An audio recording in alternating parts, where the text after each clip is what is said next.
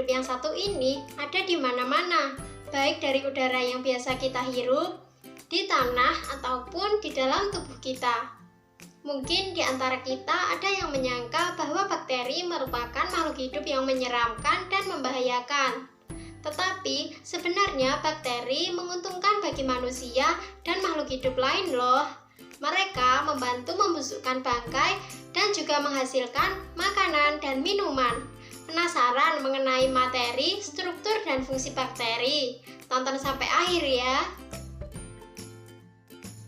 Apa itu bakteri? Bakteri berasal dari bahasa Latin yaitu bacterium, yang berarti batang-batang kecil. Bakteri adalah kelompok organisme yang tidak memiliki membran inti sel. Organisme ini termasuk ke dalam domain prokariota dan berukuran sangat kecil yang hanya bisa dilihat melalui mikroskop. Bakteri merupakan organisme yang paling banyak jumlahnya dan lebih tersebar luas dibandingkan makhluk hidup lain.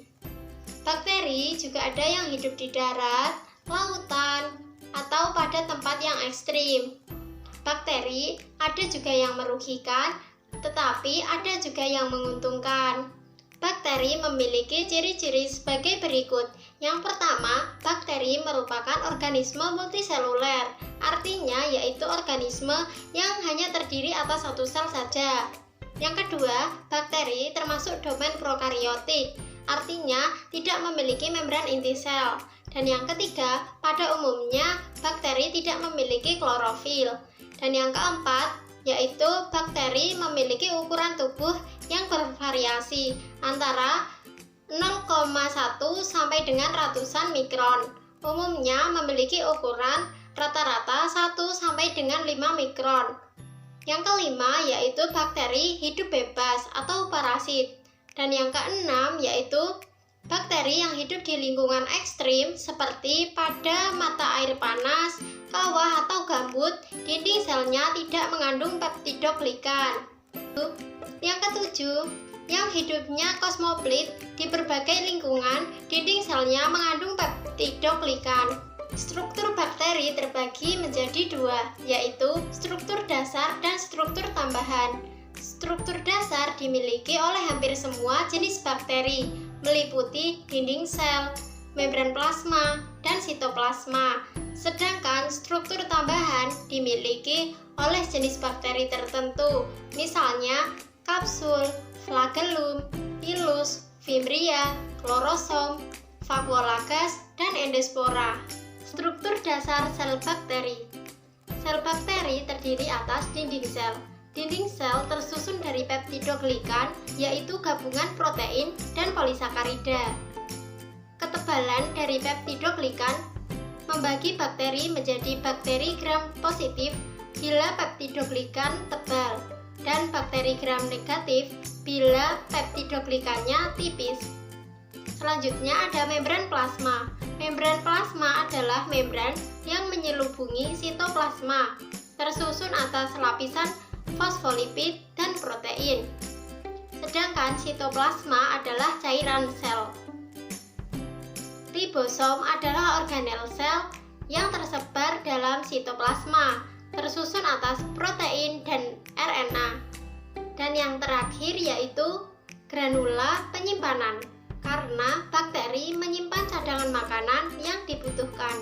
Nah, selanjutnya yaitu struktur tambahan sel bakteri. Yang pertama ada kapsul atau lapisan lendir. Kapsul atau lapisan lendir adalah lapisan di leher dinding sel pada jenis bakteri tertentu. Bila lapisannya tebal disebut kapsul, dan bila lapisannya tipis disebut lapisan lendir.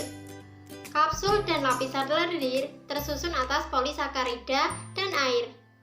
Yang selanjutnya yaitu flagellum atau bulu cambuk, adalah struktur berbentuk batang atau spiral yang menonjol dari dinding sel. Pilus atau fibria adalah struktur berbentuk seperti rambut halus yang menonjol dari dinding sel. Pilus mirip dengan flagellum, tetapi lebih pendek, kaku, dan berdiameter lebih kecil, dan tersusun dari protein dan hanya terdapat pada bakteri gram negatif. Sedangkan Fimbria adalah struktur sejenis pilum tetapi lebih pendek daripada pilus. Selanjutnya, vakuolagas terdapat pada bakteri yang hidup di air dan berfotosintesis. Sedangkan endospora adalah bentuk istirahat dari beberapa jenis bakteri gram positif dan terbentuk di dalam sel bakteri jika di kondisi tidak menguntungkan bagi kehidupan bakteri. Nah, yang lainnya yaitu endospora mengandung sedikit sitoplasma, materi genetik, dan ribosom. Dinding endospora yang tebal kekeringan, radiasi cahaya, suhu tinggi, dan zat kimia. Jika kondisi lingkungan menguntungkan, endospora akan tumbuh menjadi sel bakteri. Bentuk bakteri terbagi menjadi 3, yaitu kokus, basil, dan spirilia. Nah, selanjutnya klorosom adalah struktur yang berada tepat di bawah membran plasma dan mengandung pigmen klorofil dan pigmen lainnya untuk proses fotosintesis. Klorosom hanya ada pada bakteri yang melakukan fotosintesis. Sedangkan bakteri kokus terdiri atas monokokus, yaitu berupa sel bakteri kokus tunggal. Selanjutnya diplokokus, yaitu 2 sel bakteri kokus berdempetan. Dan yang ketiga yaitu tetrakokus, yaitu 4 sel bakteri kokus yang berdempetan. Selanjutnya yang berbentuk segi empat ada surkina, yaitu 8 sel bakteri kokus berdempetan membentuk kubus. Dan yang kedua streptokokus, yaitu lebih dari 4 sel bakteri kokus berdempetan membentuk rantai. Dan yang selanjutnya yaitu Staphylococcus, yaitu lebih dari 4 sel bakteri kokus berdempetan seperti buah anggur. Bakteri basil terdiri atas monobasil, yaitu berupa sel bakteri basil tunggal, diplobasil, yaitu berupa 2 sel bakteri basil berdempetan, dan streptobasil, yaitu beberapa sel bakteri basil berdempetan membentuk rantai. Bentuk bakteri selanjutnya yaitu bakteri spirilia. Yang pertama ada spiral, yaitu bentuk sel bergelombang. Ada spiroseta, yaitu bentuk sel seperti sekrup, dan vibrio, yaitu bentuk sel seperti tanda baca koma. Nah, selanjutnya mengenai alat gerak bakteri. Alat gerak pada bakteri berupa flagellum atau bulu cambuk adalah struktur berbentuk batang atau spiral yang menonjol dari dinding sel. Flagellum memungkinkan bakteri bergerak menuju kondisi lingkungan yang menguntungkan dan menghindar dari lingkungan yang merugikan bagi kehidupannya. Selanjutnya, flagel juga dapat menjadi agen penyebab penyakit pada beberapa spesies bakteri. Flagellum memiliki jumlah yang berbeda-beda pada bakteri dan letak yang berbeda-beda pula, yaitu ada monotrik bila hanya berjumlah 1, lofotrik bila hanya flagellum di satu sisi, amfitrik bila banyak flagellum di kedua ujung, dan peritrik bila tersebar di seluruh permukaan sel bakteri. Cara pengembangbiakan bakteri. Bakteri umumnya melakukan reproduksi atau berkembang biak secara aseksual. Pembelahan sel pada bakteri adalah pembelahan biner, yaitu setiap sel membelah menjadi 2 dengan membelah diri. Reproduksi bakteri secara seksual, yaitu dengan pertukaran materi genetik dengan bakteri lainnya. Pertukaran bakteri genetik disebut rekombinasi genetik atau pertukaran materi genetik disebut rekombinasi genetik atau rekombinasi DNA. Fungsi bakteri yang menguntungkan adalah sebagai berikut. Yang pertama, membusukkan.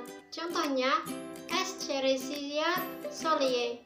Yang kedua, berperan dalam siklus nitrogen sebagai bakteri pengikat nitrogen, yaitu Rhizobium leguminosarum, yang hidup bersimbiosis dengan akar tanaman kacang-kacangan, dan Azobacter chloroxysum. Yang ketiga, yaitu penyubur tanah. Contohnya, Nitrococcus, dan Nitrosomonas yang berperan dalam proses nitrifikasi menghasilkan ion nitrat yang dibutuhkan tanaman. Selanjutnya yaitu pembuatan zat kimia, misalnya aseton dan butanol oleh Clostridium. Dan yang kelima, berperan dalam proses pembusukan sampah dan kotoran hewan, sehingga menghasilkan energi alternatif metana berupa biogas, contohnya Methanobacterium. Dan yang terakhir yaitu penelitian rekayasa genetika dalam berbagai bidang. Sebagai contoh, dalam bidang kedokteran dihasilkan obat-obatan dan pada produk kimia bermanfaat disintesis oleh bakteri, misalnya enzim, vitamin, dan hormon. Fungsi bakteri dalam bidang produk pangan adalah sebagai berikut. Fungsi bakteri dalam bidang kesehatan adalah sebagai berikut. Sekian yang dapat saya sampaikan, kurang lebihnya mohon maaf. Wassalamualaikum warahmatullahi wabarakatuh.